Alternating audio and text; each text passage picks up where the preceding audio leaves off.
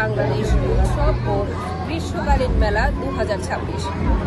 ইতিমধ্যে মেলা প্রাঙ্গণে প্রবাসী বাংলাদেশিদের পাশাপাশি বিভিন্ন দেশের দর্শনার্থীদের উপস্থিতিতে তৈরি হয়েছে উৎসব মুখর পরিবেশ। আমার পিছনে দেখতে পাচ্ছেন বাংলাদেশের ঐতিহ্যবাহী খাবার, পিঠা, মিষ্টি, চা এবং হস্তশিল্পের বিভিন্ন স্টল। শিশুদের জন্য রয়েছে নানা বিনোদনমূলক আয়োজন।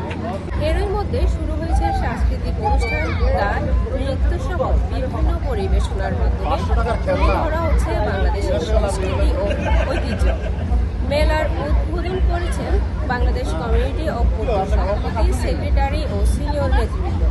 সাংস্কৃতিক অনুষ্ঠানে অতিথি হিসেবে উপস্থিত রয়েছেন উর্দু সিটি কাউন্সিলর হল এর কর্মকর্তা, বাংলাদেশ দূতাবাস এবং কামারা মিউনিসিপ্যালের পুলিশ প্রধান।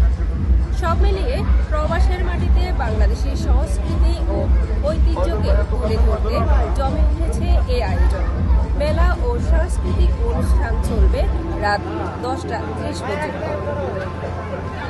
আমি নসরু, চ্যানেল 24, পর্তুগাল।